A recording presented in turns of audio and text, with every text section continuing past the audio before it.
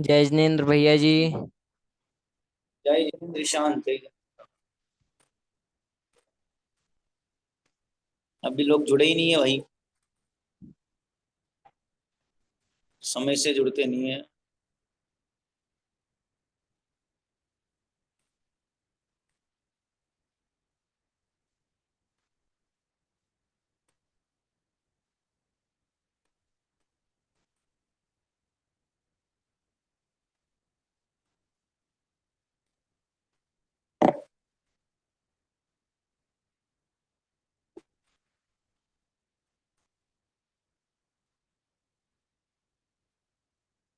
मंगलाचरण के बाद ही रिकॉर्डिंग चालू किया करो, जब मंगलाचरण चालू हो जाए तब।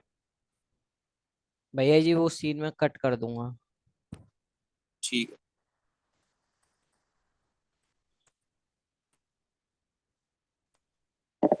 समय 8 बज गए हैं, समय निकल जाता है।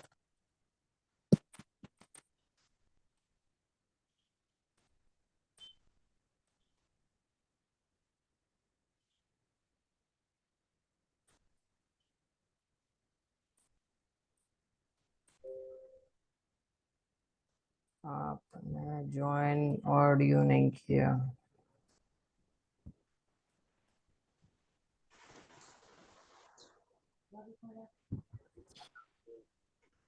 चलिए मंगलाचरण प्रारंभ करते हैं। जो लोग जुड़ गए प्लीज।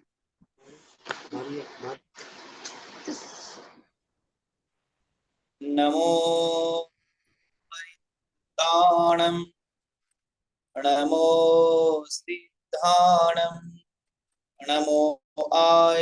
हमें हमसे अनुकूलता मिले, हमने पुत्र इत्यादि से अनुकूलता मिले, हमें हर चीज से अनुकूलता मिले इसलिए। लेकिन पाप का फल क्या है?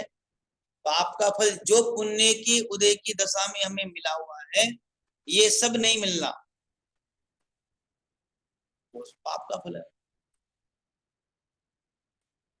हानि क्या है पाप से? कि पाप का सेवन करने वाला क्या कहलाएगा? पापी कहलाएगा। लोक और समाज में बुरी दृष्टि। अब ये बताओ, कोई चोरी करने वाला होगा तो वो अच्छा आदमी कहलाएगा कि बुरा आदमी कहलाएगा? बुरा ही कहलाएगा ना। और जो दान देने वाला होगा वो अच्छा कहलाएगा, उसकी लोग सब प्रशंसा करेंगे और उसको अच्छा फल प्राप्त होने वाला है। तो पाप से हानि क्या है? पाप से इस लोक में भी और परलोक, दोनों ही लोक में जीव को दुखों को भोगना पड़ता है।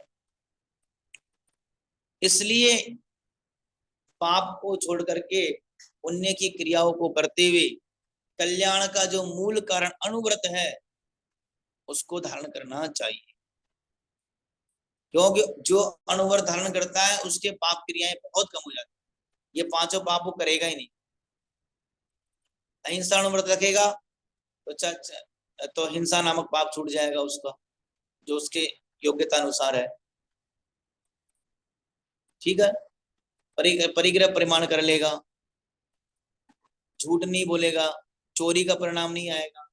तो सबसे पहले पांच पापों को छोड़ने के लिए यदि धर्म में सबसे आगे बढ़ना है तो अनुव्रती बनना पड़ता है। धर्म की प्रथम सीढ़ी है अनुव्रती। यदि व्रती बनना, आपने देखा होगा ना कि त्यागी व्रतियों का आश्रम है, ये त्यागी व्रतियों का भोजन है, तो वो अणुवर्ती कहलाते हैं। अणुवर्ती का मतलब था 5 प्रकार के व्रतों को धारण करने वाले, एक देश, प्रतिमाएं धारण करने वाले, 2 प्रतिमाएं, 3 प्रतिमाएं, 5 प्रतिमाएं, 7 प्रतिमाएं, ऐसे। और हम और आप जो व्रत करते हैं 10 लक्षण के इनके, वो व्रती नहीं कहलाते, वो सामान्य व्रत है। 10 लक्षण के व्रत कर लिए, ये सामान्य व्रत। रत्नत्रय के व्रत किए, वो सामान्य व्रत है। नमोकार के 35 उपवास किए, वो सामान्य व्रत है। उनसे व्रती नहीं कहलाएगा जीव। ध्यान रखना इस बात का। व्रती तो प्रतिमा और अनुव्रत को धारण करने से ही कहलाएगा। ठीक है ना। इस बात का ध्यान रखिए। तो इस तरीके से अपन ने इन दो पापों के माध्यम से पूरे इस पूरे पाप वाला जो पाठ है उसकी चर्चा करी संक्षिप्त में। देखिए उसके प्रश्न निकाल लीजिए। ये प्रश्न है, व्यापार में जो हिंसा होती है कौन सी कहलाएगी? उद्योगी। उद्योग मतलब व्यापार। बहुत परिग्रह करने वाला कहाँ जाएगा? अभी पढ़ा था, नरक में। कुशील पाप करने से लोग बुरी नजर से देखे जाते हैं जगत में। सत्य घोष ने चोरी नामक पाप किया था। कौन सा पाप किया था? आया था ना उसमें। पाप करने से अणुवर्त नहीं हो पाते हैं, अभी अंत वाली उत्पत्ति है, तो ये याद रखना पड़ेगा। आगे देखो प्रश्न कौन से हैं। पाप कितने होते हैं नाम बताइए। तो पाप 5 होते हैं। हिंसा, झूठ, चोरी, कुशील, परिग्रह। पाप किसे कहते हैं? तो पाप की परिभाषा बता, बुरे कार्य को पाप कहते हैं। ठीक है, और आगे प्रश्न निकालो। द्रव्य हिंसा और भाव हिंसा में क्या अंतर है? ये मैंने आपको समझा दिया है पहले। आत्मा के अंदर राग देश भाव की उत्पत्ति होना भाव हिंसा है, बाकी द्रव्य हिंसा है। झूठ बोलने वाले को क्या कहते हैं? झूठ बोलने वाले को देखो क्या कहते हैं। सबसे बड़ा तो झूठा कहते हैं, अविश्वासी कहते हैं। इस तरीके से ये सामान्य प्रश्न है। और भी प्रश्न बन सकते हैं निकला इसमें से। हिंसा की परिभाषा बताइए, कुशील की परिभाषा बताइए, परिग्रह पाप की परिभाषा बताइए। तो पूरे पाठ का आपको अध्ययन करके लगभग लगभग जो 5 पापों की परिभाषा परीक्षा के दृष्टिकोण से भी याद रखना है, और जीवन में ये पाप नहीं हो इसलिए भी अपन को याद। ठीक है, इस तरीके से ये वाला पार्ट तो पूरा हो गया। अब आगे एक पार्ट जो है वो अगला वाला, वो एक सामान्य पाठ है, जीव दया का पालन। कि हम जैन हैं तो किस तरीके से जीवों को बचाना चाहिए, किस तरीके से हम जीवन में जीवों पर दया कर सकते हैं। क्योंकि जगत में अगर दया के नाम से, अहिंसा के नाम से, जीवों की रक्षा के नाम से यदि कोई धर्म की पहचान है तो वो जैन धर्म ही। आपने देखा होगा, सुना होगा, कहीं पर भी यदि ऐसी चर्चा आती है कि जीव दया किया तो सबसे पहले जैन धर्म ही के लोग ही, जैन धर्म ही उसमें आगे आता है।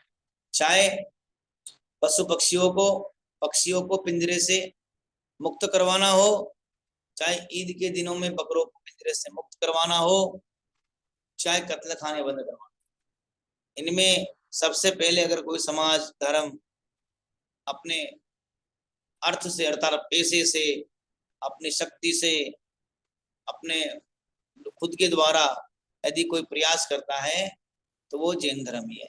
इसके अलावा भी हमें और किस तरीके से जीव दया पालन करना चाहिए? क्यों? क्योंकि महावीर का धर्म, और महावीर भगवान ने कहा है अहिंसा परमो धर्म। ये व्रत लेना और ये आगे की क्रियाएं करना, ये तो बहुत दूर की बात, बहुत बड़ी बातें हैं। यदि जीवन में अहिंसा परमो धर्म भी हो गया तो हम सच्चे जैन कहलाएंगे। अब देखो बहुत सारी चीजें, अहिंसा ही परम धर्म, अहिंसा और जीव दया के बिना धर्म अधूरा है। व्रत तो एक दिन महाराज जी का प्रवचन था ना पूरे व्रतियों के ऊपर ही। व्रती जो होते हैं, व्रत का इतना घमंड हो जाता है उन्हें कर लेने का, प्रतिमाओं का, किसी किसी को, कि सामने वाले को कुछ भी नहीं समझते, कीड़े मकोड़े समझते।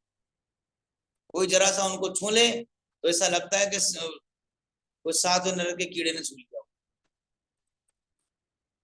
कोई जरा सी बात पे कुछ बात हो जाए तो ऐसा गुस्सा करेंगे जैसे कत्ल कर दिया हो किसी का।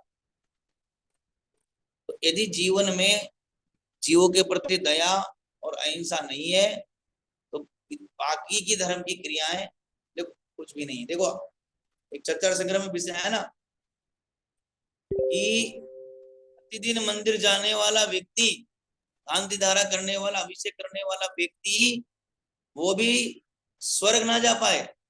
लेकिन कोई मंदिर नहीं गया है, लेकिन अगर स्वभाव से बहुत कोमल है, छल कपट नहीं है अंदर, तो उसका कल्याण होना जल्दी संभव। क्यों?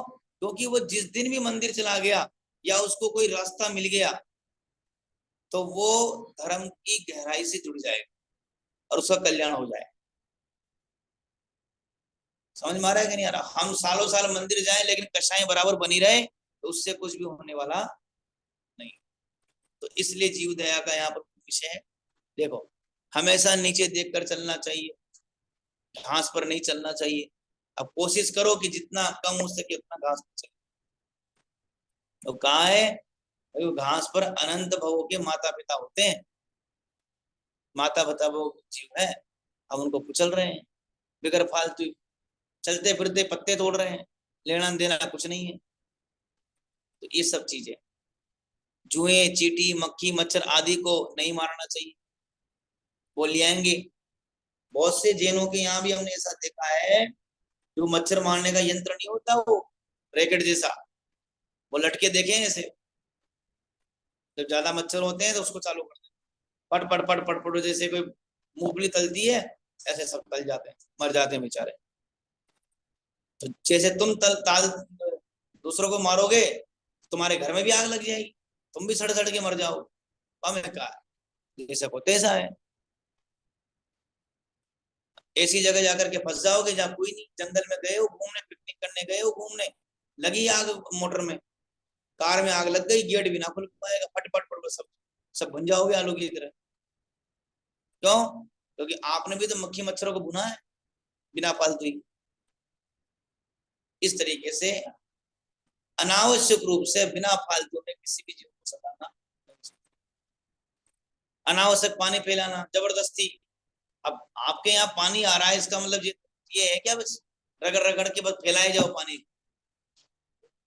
लाइट पंखा ये जलता हुआ छोड़ देना, मंदिर में चल रही है लाइटें पंखे धमाधम, कूलर चल रहे हैं, एक जना बैठा है और दो दो कूलर चल रहे हैं साहब। घर पे चला के देखो, मंदिर में आकर के एक जना दो दो कूलर चलाएगा और घर में 7 जने एक कूलर के आगे बैठ जाएंगे। ये क्यों? क्योंकि मंदिर में हम पाप करते हैं तो वो लगता ही नहीं कि पाप। लाइट पंखा आदि जलाता छोड़ देते हैं, और फिर महारती ऐसे बनेंगे कि बातों बातों में निकल जाएंगे, पंखे बंद नहीं करेंगे। तो बहुत, एक तो जीवन सा का पाप लग रहा है, दूसरा निर्वाल्य का पाप। तो इन सभी चीजों में सावधान रखनी चाहिए। बाजार के आलू पेटीज गाजर मूली जमीकंद द्विदल, इनको नहीं खाना चाहिए। बेसन या दाल से बने हुए पदार्थ, तो समझ गए ना, दो दाल, दो चीजें मिल गई, हर चीज नहीं। जैसे बेसन, बेसन से बने हुए पदार्थ का दही के साथ, ये दो दल हो गए अलग अलग। तो दोनों चीजें मिला लो, जब तक मिलावा रखी है तब तक कोई जीव नहीं है उसमें, ध्यान रखना। दही और बेसन की बूंदी उसमें पड़ी है तब तक कोई जीव नहीं है, लेकिन जैसे ही वो मुंह में गई और अपनी लार उसमें मिली, तो बहुत सारे संख्या समूर्चन जीव उसमें उत्पन्न हुए। तो बेसन और मतलब इसका मतलब तो ये हो गया कि कड़ी खाना छोड़ दो, कड़ी मत खाओ ना। नहीं नहीं मत, कड़ी कड़ी खा सकते ना। तो जेब कहाँ लिखा है कि बेसन की कड़ी खाएं? बेसन की कड़ी नहीं खाएं, बेसन की कड़ी भी खा सकते हो, दही भी खा सकते हो, लेकिन दोनों को अलग अलग खाओ। बेसन बनाओ तो उसमें आटे की बूंदी डाल दो, कोई दोष नहीं है। इस तरीके से अपन को बचना चाहिए। अब अपने तो यहाँ पर खाने पीने में भी यही चलता है, जितना बचो उतना बढ़िया है। चाउमीन पिज्जा बर्गर, ये फास्ट फूड, महाराज जी कह रहे थे ना, ये फास्ट फूड का जमाना आ गया है, इसका तो सर्वथा त्याग कर देना चाहिए बिल्कुल। क्योंकि इनमें तो क्या क्या मिला होता है कुछ पता ही नहीं। ये सभी पदार्थ न केवल स्वास्थ्य के लिए हानिकारक है बल्कि अभक्ष्य भी कहलाए गए हैं। ये अपनी संस्कृति नहीं है, ये सब पाश्चात्य संस्कृति है। अपनी संस्कृति तो सुबह, महाराज श्री कह रहे थे ना, अपनी संस्कृति तो सुबह ठंडाई पीने की है, चाय पीने की नहीं है।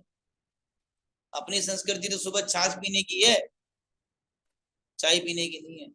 अपनी संस्कृति तो सुबह नाश्ता करना है तो चने खाओ, ये सब चीजें खाओ, ये पाव मिल भी समझ खाओ, ऐसा कहा है। तो संस्कृति के अनुसार चलना चाहिए। तो जीव दया भी देखो पुराने लोगों में इससे तो जीव दया पालन होता रहता। बाजार में बने हुए साबुन, शैम्पू, लिपस्टिक इत्यादि, इनसे बचना चाहिए। अब भाई इनसे कैसे बचें? तो भाई जितना हो सके उतना बचो। अति आवश्यक चीजें ऐसी है कि जिनके बिना काम नहीं चल रहा है, साबुन इत्यादि है, तो कोशिश तो ये करो कि भाई अपन जो अपने जो प्रोडक्ट है, जैन प्रोडक्ट है, जो विद्यांजलि के नाम से इत्यादि से आते हैं, जिनमें किसी प्रकार का कोई हिंसा का काम नहीं होता है, उनको प्रयोग करें। और बाई चांस कर भी रहे हैं तो ऐसे अति आवश्यक चीज है उनको तो प्रयोग करें, लेकिन जो अनावश्यक चीजें हैं, जैसे जेल लगाना, सेंट लगाना, ये कोई आवश्यक थोड़ी है। सेंट में खुशबू थोड़ी है। सेंट लगा करके, डीओ लगा करके जो अपने आप में खुशबू समझते हैं, वो खुशबू नहीं है। अनंत जीवों के मरने का कलेवर की खुशबू है वो। और खुशबू उससे नहीं आती है, अपने चरित्र में इतना निर्मलता लाओ कि उसकी खुशबू बन जाए। इसका तो त्याग कर देना चाहिए सेंट में। अपन तो नहीं लगाते भाई, क्या मतलब है? नहीं, देख लेना एक बार, ब्यूटी विदाउट ब्यूटी नाम की पिक्चर है, उसमें सब पता पड़ जाएगा कैसे लिपस्टिक बनती है, कैसे सेंट बनता है, कैसे ये चमड़े की बेल्ट बनती है, कैसे क्या। अकल ठिकाने जाएगी, आंखें खुल जाएगी सारी।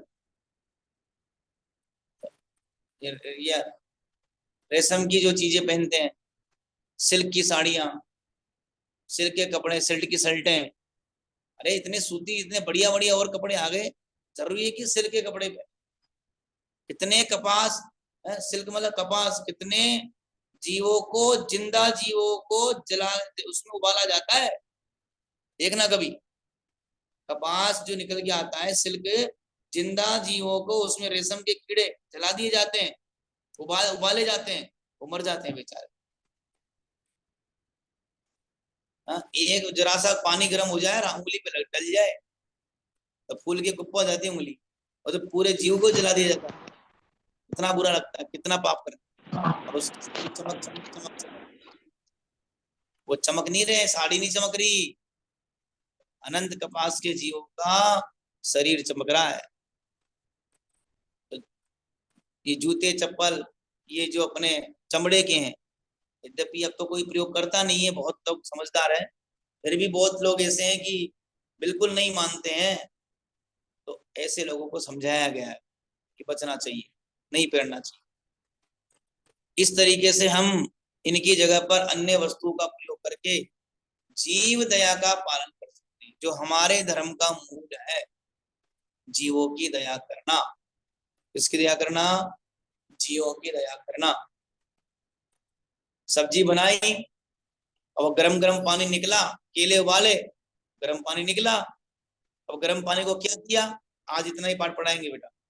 गरम पानी को क्या किया, अब उसको ठंडा होने के लिए रखना चाहिए था, लेकिन उठा करके बाय में छान सिंक में डाल दिया।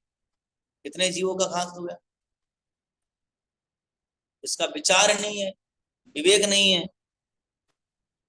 तो फिर जब तुम मारोगे जीवों के, तो तुम पे भी गर्म पानी पड़ेगा। तुम तो गर्म पानी मार पड़ रहे हो, तुम गरम गरम तेल में जलोगे। जल जाती बहुत सारी औरतें खाना बनाते समय। कौन सी जलती है? जो ये विवेक नहीं लगाते। अरे भाई, बहुत ठंडा गर्म, बहुत ठंडा पानी भी सिंक में नहीं डालना चाहिए, अकेला गर्म की बात नहीं है। क्या कहा? बर्फ का बहुत ठंडा पानी होता है, जिस तरीके के गर्म पानी जैसे जीवों को नाश करता है, वैसे बहुत अत्यधिक ठंडा पानी भी सिंक में नॉर्मल जीवों को खत्म कर देता है। ध्यान रखना, बर्फ अपन डाल देते ना, बिल्कुल, तो वो भी नॉर्मल होकर के, क्योंकि वहां पर जो जीव होंगे वो सामान्य प्रवृत्ति के होंगे, और उन सामान्य प्रवृत्ति के जीवों पर यदि गर्म पानी पड़ेगा तो भी खत्म होंगे वो, और अत्यधिक ठंडा पड़ेगा तो भी खत्म होंगे वो। तो इसलिए विचार और विवेक से गृहस्थी को चलाना चाहिए, तभी ही वो गृहस्थी जीव दया के रूप में चल पाती है। अन्यथा हम जीव दया का पालन नहीं कर पाएंगे तो असली में जैन भी नहीं कहलाएंगे। तो आज अपन ने जीव दया का सामान्य पाठ पढ़ा, 5 पापों के बारे में चर्चा करी, और भी अन्य इसमें विषय आया उस पर चर्चा करी। अगर कोई प्रश्न आपको पूछना हो इस विषय में या अन्य विषय में तो आप बता सकते हैं। अभी 4 मिनट का समय शेष है। किसी को पूछना है तो अपना ऑडियो वीडियो कर ले और प्रश्न पूछ सकते हो। समय का ध्यान रखा करिए। 8 बजे कक्षा चालू हो जाती तो बिल्कुल आप 8 बजे बिल्कुल ज्वाइन हो जाए, तैयार हो। बाद में ज्वाइन होते हो तो फिर बहुत सारे विषय छूट जाते। अगर पूछना है किसी को प्रश्न तो ठीक है, अन्यथा फिर आज की कक्षा यहीं पर खत्म करेंगे। अपने ऑडियो वीडियो ऑन करके बता दो मुझे।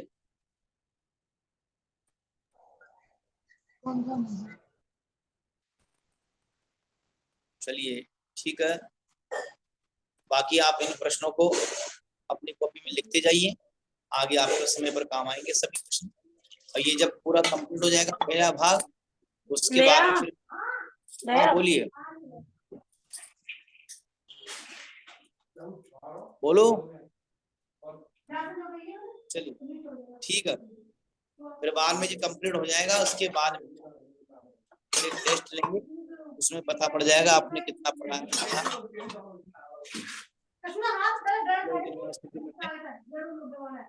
दिलवाणी की दिलवाणी से एक दो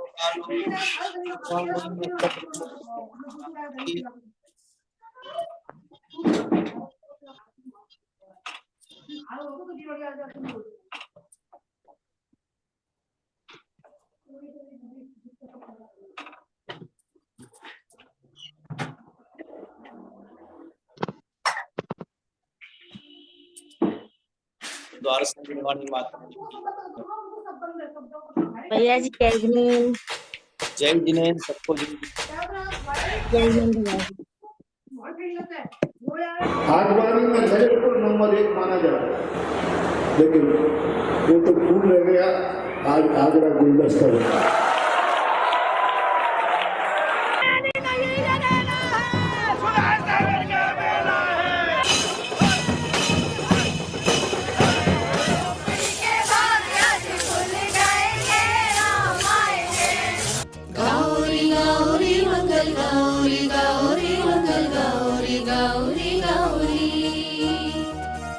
मंगल गौरी घर घर दीप जलाओरी, मंगल गौरी घर घर दीप जलाओरी। बाजे है ढोल मृदंग सब मिल खुशियाँ मनाओरी, बाजे है ढोल मृदंग सब मिल खुशियाँ मनाओरी। आचार्य गुरु के शिष्य पधारे मंगल गाओरी, गुरु सुधा सागर महाराज पधारे मंगल गाओरी।